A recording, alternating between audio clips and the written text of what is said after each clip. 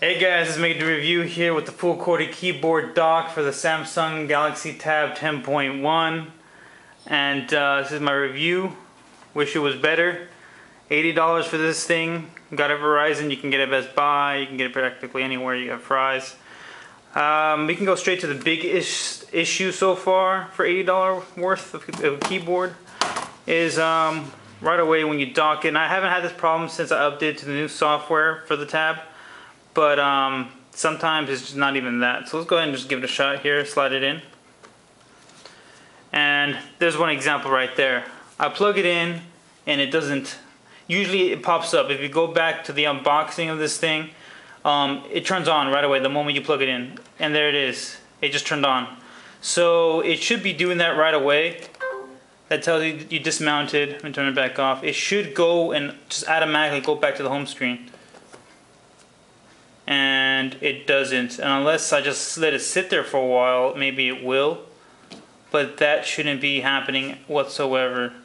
Prior to that, another problem was that when you plugged it in, it went into this almost like a lock screen where it would be a big giant clock, the calendar, mini calendar, and you couldn't exit out of that. You couldn't press home button.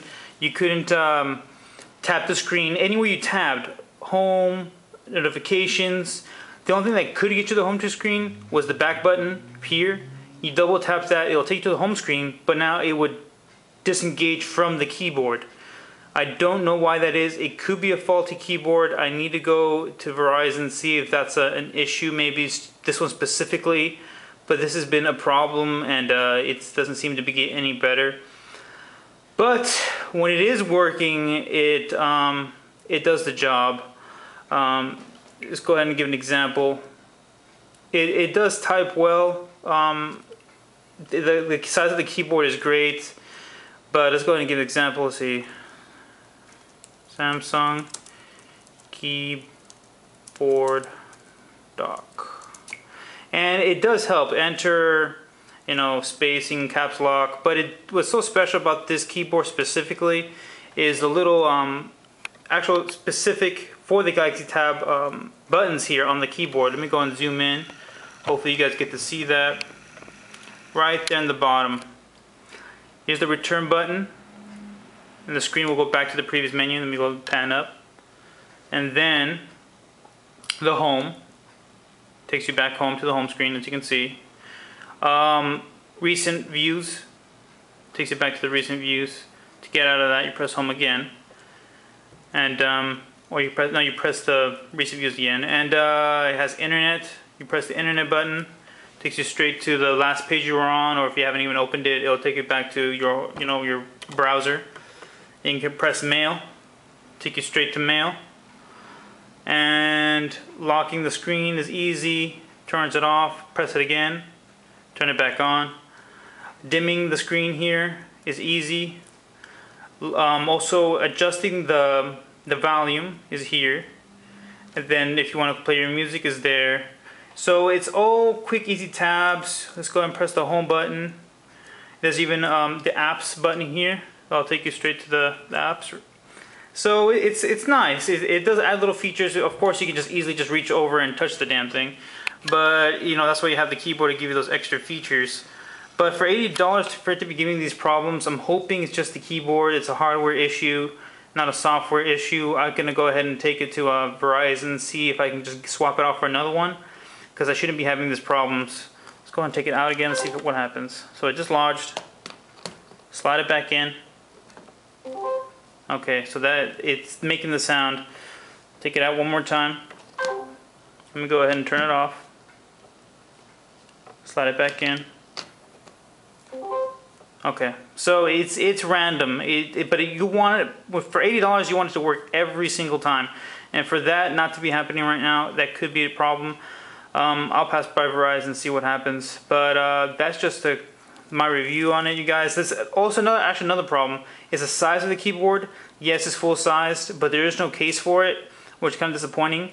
So you have to rely on your own devices to carry. If you don't care about the keyboard getting dirty or damaged, which I don't see how any of you would for $80. You want to protect it somehow. So if you guys remember in one of my videos for the what is it called, the in case for my Toshiba tab, let me go ahead and adjust the camera here. I went ahead and used that and used it as protection for the keyboard.